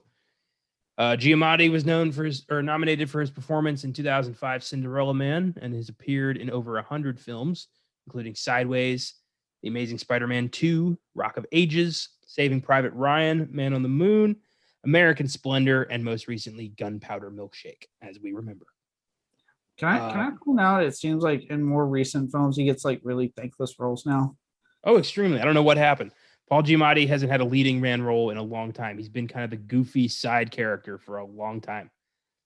Like, I thought maybe we get some more of it when I saw Straight Outta Compton, and he fucking did great in that movie. I was like, oh, maybe we're going to get some more. Nothing since then. I do think Nilo was funny, but wildly unnecessary. Yeah, like, don't get me wrong. It was cool seeing Paul Giamatti. I was like, oh, fuck yeah, Paul Giamatti. But you could take him out of the movie. It would have been fine. Especially when, like, again, you go into, like, the whole thing with The Rock built that town. So it's like, why would I know he said the throwaway line like he made friends, he made enemies. I know that I remember that throwaway line. But at the same time, like you really would make someone that you would owe money to in the town that you built. Well, are generations not going to know that Frank's been there forever? Yeah, I'm like, you're telling me that no one like eventually people are gonna be like, why is this Samoan motherfucker been? It's not like he blends in. He's a almost 7 foot tall Samoan Hulk, just like working a river cruise for 100, 200 years. Yeah, there's a plot hole there. That like, yeah, Paul Giamatti character is kind of useless. Well, Jungle Cruise has an IMDb score of 6.8, Rotten Tomatoes score of 63%, pretty mixed. It's only grossed about $60 million on a massive $200 million budget. It's available to see in theaters or on Disney Plus for a $30 rental fee if you really want to do that to yourself. If you hate yourself that much, you can get it that way. And if because of these unprecedented times, apparently that's a fucking success. Watch by the second weekend, they're not going to say shit about it. It's gonna be like Space Jam 2, right? LeBron and the whole marketing team went, "Hey, fuck you! It was a huge success." And the second weekend came out, and it still did not even get anywhere close to $100 million on a $150 million budget. And all of a sudden, radio silence, no more gloating from them. I'd say at this point, these times are pretty precedented. They are, and it's like we just did this last year. Yeah, I mean, you can't keep pulling the like, oh, the movie like had it not been pandemic, this movie would have been successful. When go fuck yourself. Look at Godzilla versus Kong. Look at Mortal Kombat. Like, look at like half the movies we have gone that have been huge successes. Black Widow, I mean, yeah, I didn't make humongously over his budget, but it made over 200 million. Noise. So like, these movies are still making money at the box office.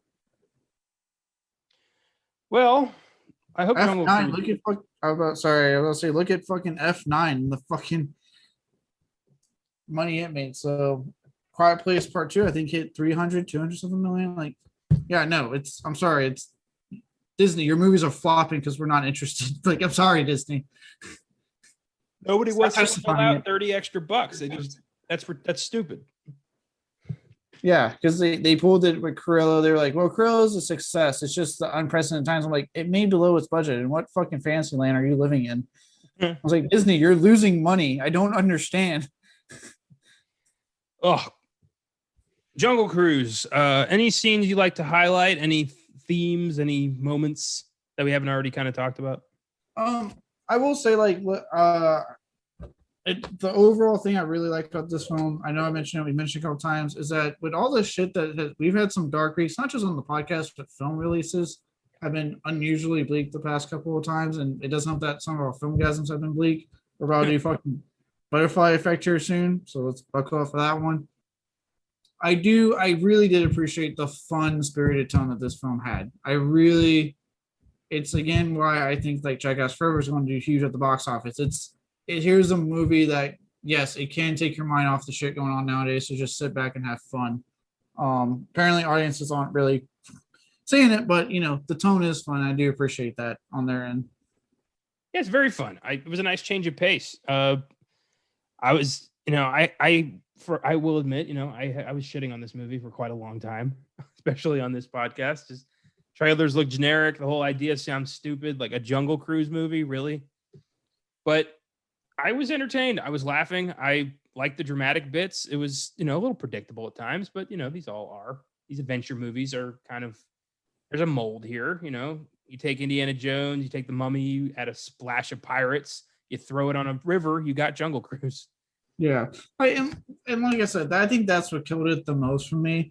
Is that like you had like the very fun tone, and you had the great chemistry between The Rock and Blonde and Jack Whitehart. Really, all three were just superb to watch.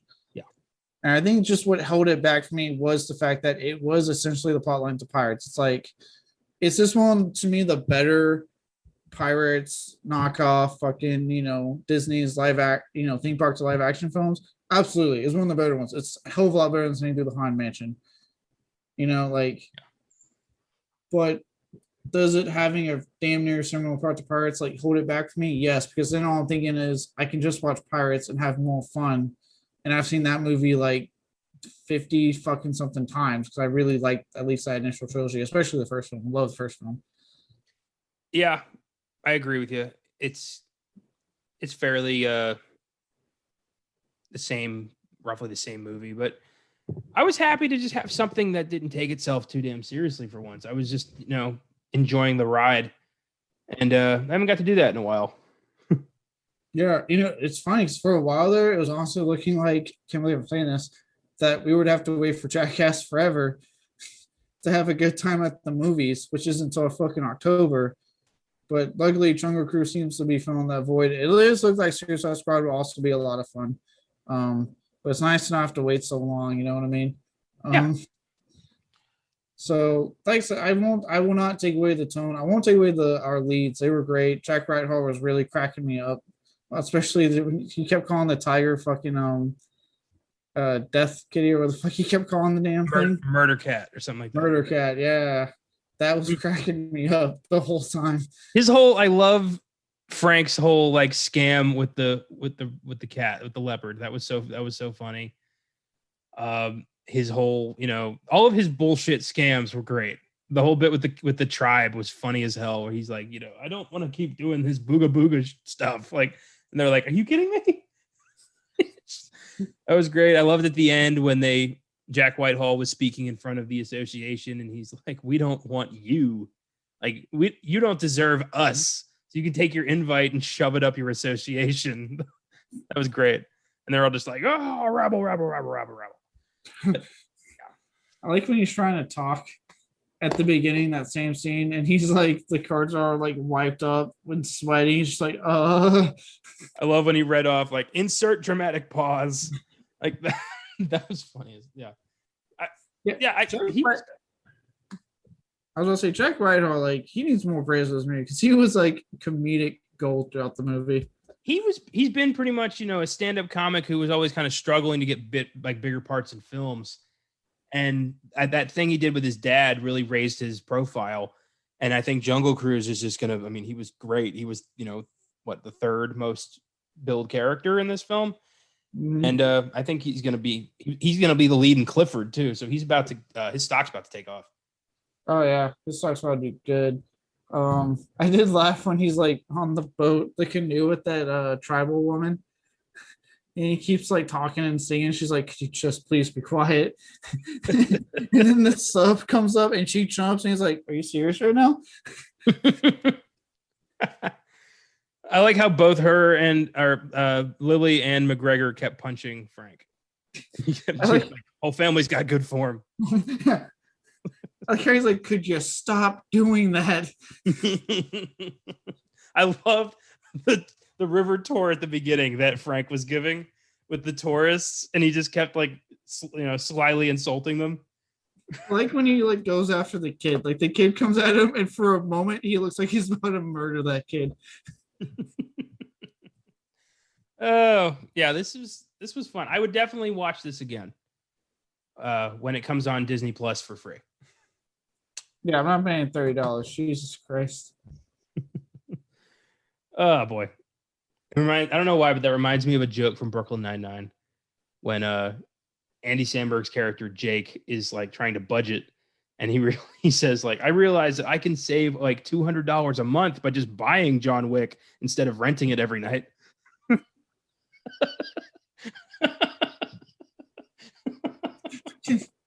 God damn it. That and when he's in the hospital and they're telling him he's got internal bleeding, and he's like, "Well, that's fine. That's where the blood's supposed to be." That show is so damn funny. That's a good show. Well, I did like when Emily Blunt used one of the dad jokes at the end of the movie. She's like, "It's exhausting." it took him a minute. He's like, like he was impressed. I like that. Honestly, I thought making him one of the conquistadors, I was actually genuinely surprised. Like, yeah, I didn't honestly see that coming. Mm-mm. When they started doing it, I was like, "Oh shit!" Because at first, like he gets like booted off, and I'm like, "Oh shit!" They really killed The Rock in this movie. So they'll find a way to bring him back. And then he comes back. I was like, "Wait a minute!" And then he did the backstory. I was like, "Oh shit!" Okay. Which it didn't, like I said, led to that scene we keep talking about. That's really funny. One of the sexual innuendos of her trying to pull the damn sword out. Sorry, it's my first time. I don't usually have to do this. Oh my god, there's a lot of similarities to Shrek in this movie. You notice that? I did not actually. Well, the whole pulling the dagger out of his chest was like when she had to pull the arrow out of his butt in Shrek. The whole they kind of reversed it with like he's secretly something dark and considered dark and evil and is trying to find a way to reverse it. She's super awesome but not respected by people because she's a woman but can still kick ass. There were little things I noticed that I think little similarities. Okay. You think maybe I'm reaching. You think during the sword scene with the sex training, it was like John Krasinski is going to watch this movie, be like, "Really, babe, really?" I wonder if that's a thing with like famous celebrities and their spouses when they got to watch like the sex scene in their spouse's movie, where they're like, I hope to God you were wearing the sock. Like just thinking that, like, God damn it, Tom Cruise banging my wife. Yeah, I was like, you think he's just in his head thinking, please stop making sexual innuendos with my wife? Because like from all accounts, they're very much in love, from what I understand with those two. Yeah, I think so. I bet she doesn't watch The Office. I don't think she does. You think she's just never bothered to watch it? She's just like, I'm not watching The Office. I'm sorry. Nope. And I don't think he's ever watched Edge of Tomorrow. Because I wouldn't. I would. You think like that's the thing? Like they just upfront like, look, babe, I'm not watching this movie. It has nothing to do with you. I don't want to watch it. You think they get offended, like if they're in bed at night and HBO like they're on HBO and like Mary Poppins Returns is on and John Krasinski just flips right past it? Do you think she gets like upset about that? Or like when she's on Amazon and she just goes right past Jack Ryan, do you think he gets a little pissed off about that? Yeah. He probably looks at like, I sculpted my body for that. What is wrong with you? For the last time, I don't want to watch License to Wed. Stop bringing it up. It's like, well, we can watch 13 hours. Michael Bay directed that. Can we pick a different movie? I'm barely in it. They always just settle on A Quiet Place because it's the thing they did together. Not part 2 for some reason, just the first one. Well, part 2 is on Paramount Plus. They don't have that. Oh, we love you guys. I do like both of them quite a bit, honestly. I like both of their work. So, I give Jungle Cruise an 8. It's enjoyable, it's entertaining, it's fun, and it was a nice change of pace after a few bleak weeks. Yeah, I gave it a 7. Like I said, the only thing holding back for me was the cobbled together, like very similar Pirates plot, but definitely one of the better knockoffs. I actually will watch this again because yes, the tone's a lot of fun. It's a very fun movie, a lot of funny moments, and the 3 leads. I will watch them again. I think they were just fantastic. Hell yeah. Awesome. Thanks for listening, everybody. Next week is going to be completely insane. We've got James Gunn's The Suicide Squad. It's to be believed. Apparently, this one was a fucking masterpiece by everyone who's already seen it. So excited for this. In addition, also coming out are Naked Singularity in theaters with a VOD release the following week. So that's probably where I'll be watching it. I'm not seeing this thing in theaters. It's getting terrible reviews. IFC's John in the Hole, if we can find it, and the Regal exclusive 645, which I may or may not watch. I kind of don't want to, just on principle. Obviously, our primary focus is the Suicide Squad. I mean, can you imagine if we just did the whole damn thing around John in the Hole, talked about Suicide Squad for 5 minutes? Or like 645. It was so good. I'm just like, this is what we're doing. I don't care if you can't see it. We're doing 645. It's so good. Oh, I doubt it. I very, very much doubt it. I doubt it. Also, don't miss the Butterfly Effect on Wednesday's Filmgazm and The Heiress on Oscar Sunday. Have a great week and keep watching movies. God knows we will.